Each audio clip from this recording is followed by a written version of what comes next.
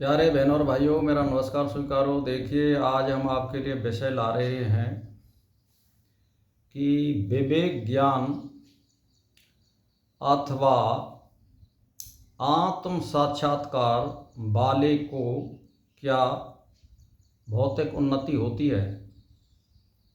तो देखिए, अब इसके बारे में हमें विचार करना है। विवेक ज्ञान का मतलब है सत्य को जानना, आत्मा, परमात्मा और प्रकृति के बारे में पूर्ण ज्ञान प्राप्त करना। और दूसरा इसका अर्थ है चित्तवृत्ति निरोध हो जाना, इच्छाओं से रहित हो जाना या पूर्ण वैराग प्राप्त करना। विवेक ज्ञान का अर्थ ये होता है। अब इसका एक अर्थ आत्म साक्षात्कार भी होता है। अब इनके होने पर मनुष्य की जो भौतिक उन्नति है वो प्रकृति रोक देती है, उसकी भौतिक उन्नति नहीं हो पाती है। वो केवल रह कर के साधना कर सकता है और कोई प्रतिष्ठान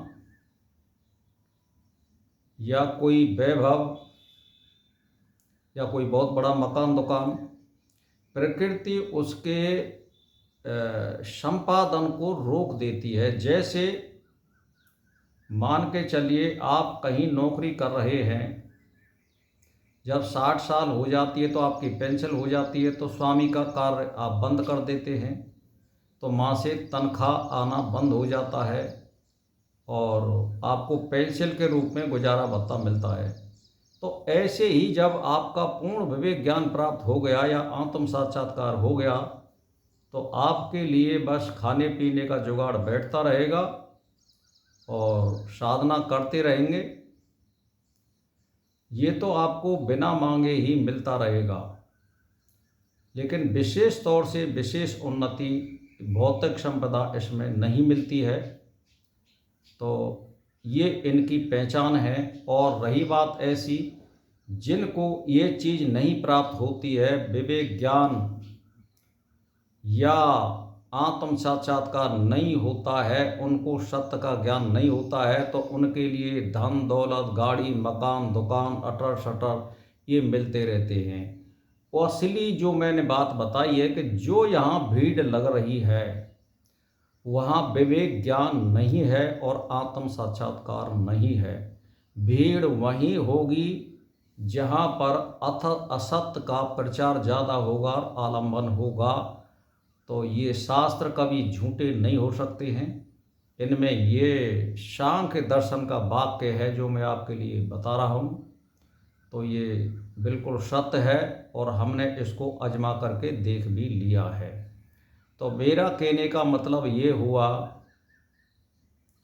कि आप जो देख रहे हो जहाँ भीड़ जाती है वहाँ असत्य की ओर ज़्यादा जाती है। देख लीजिए आप, मैं तो ज़्यादा नहीं कहना चाहता, सभी धर्मों में, जिसमें तुम्हारे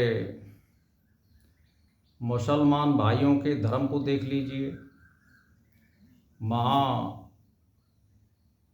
हत्या का बहुत ज़्यादा बोलबाला है और वहीं भीड़ ज़्यादा है। जैनियों में देख लीजिए, बुद्धों में देख लीजिए, सभी धर्मों में देख लीजिए, जहाँ या सनातन धर्म में देख लीजिए, जहाँ असत्य का ज़्यादा प्रचार होगा और झूठ सांस होगा, भीड़ वहीं लगेगी, भौतिक संपदा वहीं आएगी। सत्य वाले के पास एक ही बात है, विवेक ज्ञान या आत्म साक्षात्कार जिसको हो गया है, वह भौतिक संपदा प्रकृति रोक देती है। ये उसकी पहचान है। जैसे मैं आपके लिए उदाहरण दे दूं